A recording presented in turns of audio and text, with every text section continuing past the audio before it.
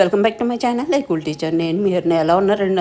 అందరూ సూపర్ డూపర్గా ఉన్నారనుకుంటున్నాను. ఈ రోజు టిఫిన్ కోసం అండ్ లంచ్కి ఏమేమి రెసిపీస్ చేసిన విశేషాలు మీతో షేర్ చేస్తున్నానండి. ఇంకా రెసిపీస్లోకి వెళ్ళిపోదాము.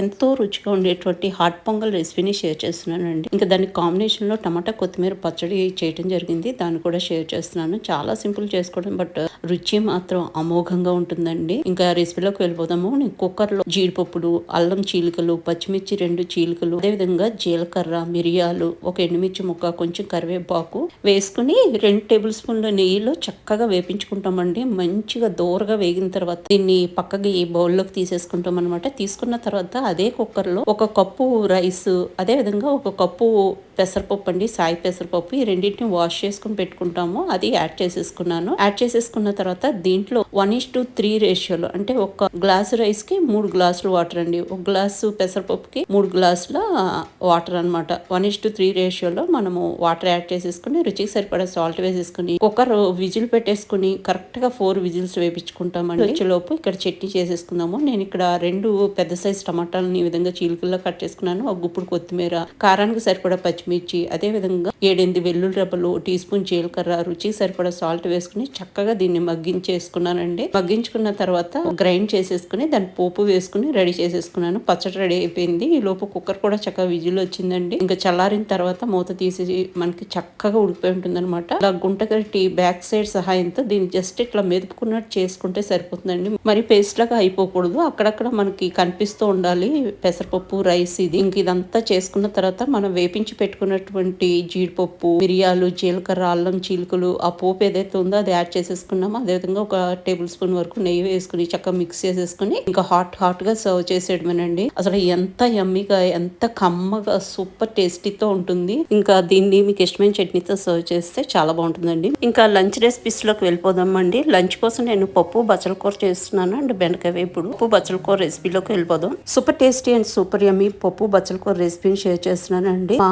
గార్డెన్ లోని బచ్చల తీగ ఉందనమాట. చాలా లేతగా ఉన్నాయి. ఇంకాస్త టైం అయితే కనుక ఆకు ముదిరిపోతుంది. సో ఇంకా కట్ చేసి వాడుకుందాం అని చెప్పేసి కట్ చేసుకున్నానండి. ఈ లోపు 1 కప్పు కందిపప్పు, 7-8 పచ్చిమిర్చి, 1 బిగ్ సైజ్ టమాటాని శుభ్రంగా వాష్ చేసుకుని పెట్టుకున్నాను. దాంట్లో బచ్చల కూర యాడ్ చేశానండి. 1 టీ స్పూన్ పసుపు, 1 టీ స్పూన్ కారం, 1:3 రేషియోలో వాటర్ యాడ్ చేసుకున్నానండి. యాడ్ చేసుకున్నాక మొత్తం అంతా ఒకసారి కదుపుకున్నట్టు చేసుకుని మూత పెట్టేసి విజిల్ పెట్టేసి 4 to 5 విజిల్స్ వేపించేసుకున్నానండి. కుక్కర్ చల్లారిన తర్వాత చక్కగా ఇది ఉడికిపోయింది అనమాట. ఇంకా దాన్ని మెదిపి పెట్టేసుకున్నాను. తాలింపు కోసం వెల్లుల్లి రెబ్బలు, మినపప్పు, ఆవాలు, జీలకర్ర, ఎండుమిర్చి, కరివేపాకు 1 టేబుల్ స్పూన్ ఆయిల్లో వేసుకుని వేగిన తర్వాత 1 లెమన్ సైజ్ చింతపండు నానబెట్టి పెట్టుకున్నాను. దాని నుంచి తీసిన పూర్తి జ్యూసు, రుచికి సరిపడా సాల్ట్, మనం మెదిపి పెట్టుకున్నటువంటి పప్పు బచ్చల కూర మిశ్రమం యాడ్ చేసామండి. యాడ్ చేసిన తర్వాత మొత్తం అంతా మంచిగా మిక్స్ చేసుకుని 5 minutes పాటు లో టు మీడియం ఫ్లేమ్ లో బాయిల్ అవనిస్తాము. ఇంకా దించేసుకునే ముందు 1 టీ స్పూన్ నెయ్యి వేసుకుని దించుకుంటే అదిరిపోతుందండి టేస్ట్. ఒకసారి ట్రై చేసి చూడండి ఫ్రెండ్స్. ఇంకా నెక్స్ట్ రెసిపీలోకి వెళ్దామండి. ఎంతో రుచిగా ఉండేటువంటి బెండకాయ వేపుడు రెసిపీని షేర్ చేస్తున్నానండి. సూపర్ ఈజీ చేసుకోవడం.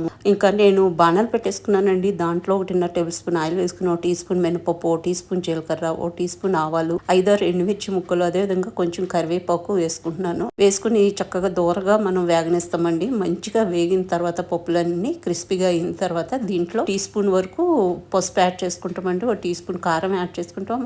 రుచికి సరిపడా సాల్ట్ వేసేసుకుని వెంటనే మనం ఈ విధంగా కట్ చేసుకున్నటువంటి బెండకాయ పీసెస్ ని యాడ్ చేసేసుకుంటామండి. స్లాంట్ గా కట్ చేసుకుంటే మనకి ఈ షేప్ వస్తుంది అనమాట. ఇప్పుడు మొత్తం అంతా మంచిగా మిక్స్ అయ్యేలాగా మిక్స్ చేసేసుకుంటామండి. మిక్స్ చేసుకుని లో టు మీడియం ఫ్లేమ్ లో 10 నిమిషాల పాటు ఫ్రై చేసుకుంటాము. చక్కగా వడిలిపోయి డ్రై అయిపోతుంది అనమాట. ఇంకంతే మనకి రెడీ అయిపోయినట్టు సర్వింగ్ డిష్ లోకి తీసేసుకుని సర్వ్ చేసేయడమే. చాలా యమ్మీగా ఉంటుంది. ఒక్కొక్కసారి ఇలా సింపుల్ గా చేసుకున్న రెసిపీస్ చాలా బాగుంటాయండి. మీకు నచ్చితే డెఫినెట్ గా లైక్ చేయండి ఫ్రెండ్స్, మర్చిపోవద్దు.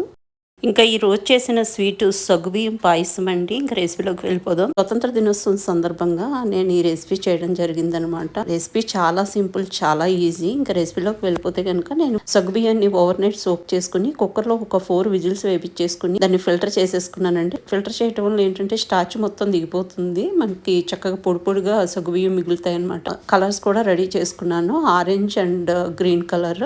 మిల్క్ 1/2 లీటర్ తీసుకుని చక్కగా బాయిల్ అయిన తర్వాత ఉడికినటువంటి సగ్గుబియ్యం వేసేసుకున్నానండి. చక్కగా పాలు సగ్గుబియ్యం కలిసి 5 నిమిషాల పాటు ఉడికిన తర్వాత ఇలాచి పొడి వేసుకున్నాను. అదేవిధంగా దీనికి సరిపడా షుగర్ యాడ్ చేసేసుకున్నాను. తర్వాత కిస్మిస్ అండ్ జీడిపప్పుని నెయ్యిలో వేపించుకున్నాను. అది కూడా వేసేసుకుని మొత్తం అంతా మంచిగా మిక్స్ చేసేసుకుంటాం అనమాట. మిక్స్ చేసుకున్న తర్వాత ఒక 2 నిమిషాల పాటు బాయిల్ అవనిస్తామండి. ఈజీగా అయిపోతుంది కానీ చాలా యమ్మీగా చాలా టేస్టీగా ఉంటుందండి. ఇప్పుడు దీంట్లో సగం నేను తీసేసి ఒక పావులో నేను ఆరెంజ్ ఫుడ్ కలర్ వేసుకుని ఒక 2 నిమిషాల పాటు బాయిల్ అవనిచ్చానండి. ఆర్గానిక్ ఫుడ్ కలర్స్ అనమాట ఇవి. అదే విధంగా ఆరెంజ్ కలర్ ది రెడీ అయిపోయిన తర్వాత మిగిలిన పావులో నేను గ్రీన్ ఫుడ్ కలర్ వేసుకుని దీన్ని కూడా అంతే ఒక నిమిషం పాటు బాయిల్ అవనిచ్చాను అనమాట. సగ్గుబియ్యం పాయసం రెడీ అయిపోయిందండి. ఇంక ఈ విధంగా సర్వ్ చేయడం జరిగింది. మళ్ళీ ఒకసారి మీ అందరికీ హ్యాపీ ఇండిపెండెన్స్ డే. ఈ వీడియో నచ్చితే కనుక లైక్ చేయడం అసలు మర్చిపోవద్దండి. మీరు చేసే ప్రతి లైక్ కూడా నాకు చాలా ఉత్సాహాన్ని ఎంకరేజ్మెంట్ని ఇస్తుంది. ఫ్రెండ్స్, నేను మళ్ళీ నెక్స్ట్ వీడియోతో మీ ముందుకు వస్తాను. అంతవరకు సెలవు. మన వీడియోలను ఆదరించి ప్రోత్సహిస్తున్న మీ అందరికీ కూడా పేరు పేరున నా ధన్యవాదాలు, నమస్కారాలు అండి. Thank you.